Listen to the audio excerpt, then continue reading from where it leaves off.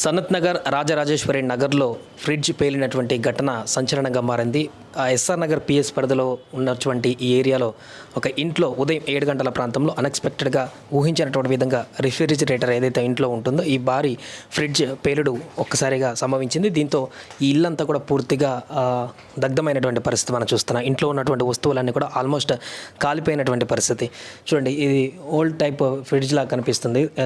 ఇనుముతో రేకులతో ఉన్నటువంటి ఫ్రిడ్జ్గా మనకు కనిపిస్తుంది. ఇది ఉదయం ఇంట్లో ఉండేటువంటి తల్లిదండ్రులు కిందికి కూరగాయల నిమిత్తమో లేదా ఇతరతర కారణాల చేత బయటికి వెళ్ళిన సందర్భంలో వారి కుమారుడు 6-7 సంవత్సరాల పిల్లడు మాత్రమే ఇంట్లో ఉన్నారని చెప్తున్నారు. ఆ సమయంలోనే ఒక్కసారిగా పేలుడు సంభవించి మంట అగ్ని రావడంతో అబ్బాయి బయటికి వెళ్ళి పరుగులు తీసి వెంటనే తల్లిదండ్రులకు చెప్పడంతో వాళ్ళు పైకి రావడం జరిగింది. వెంటనే అగ్నిమాపక సిబ్బందికి, హైడ్రా సిబ్బందికి సమాచారం రావడంతో వారు వెంటనే ఇక్కడికి వచ్చి దీని అంతా కూడా ఇంకా పక్క ఇళ్ళకి కానీ ఇతరత్ర మొత్తం కూడా అంటుకోకుండా పూర్తిగా మంటలను అయితే ఆర్పేయడం జరిగింది. దీంతో ఈ హాల్లో పూర్తిగా అన్ని సామాన్లన్నీ కూడా దగ్ధమయ్యాయి. బుక్స్తో పాటుగా వివిధ ఐటమ్స్ అన్ని ఎక్విప్మెంట్స్ అన్నీ కూడా పూర్తిగా కాలిపోయినటువంటి పరిస్థితి మనకు కనిపిస్తుంది.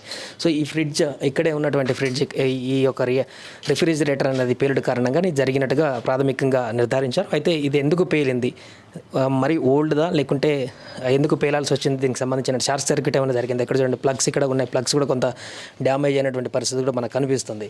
సో కొంత ఇరుకుగా కనిపిస్తున్నటువంటి ప్లేస్లో ఈ ఫ్రిడ్జ్ ఉండడం వల్లనే మరి ప్రెషర్ ఎక్కువై కనుక దానికి ఈ యొక్క పరిస్థితి వచ్చిందా, లేదంటే ఫ్రిడ్జ్లో ఏదైనా లోపం ఉందా? వరుసగా ఇలాంటి ఘటనలు జరుగుతున్నటువంటి సందర్భంలో కొత్త అంశాలు తెరపైకి రావడం జరుగుతుంది.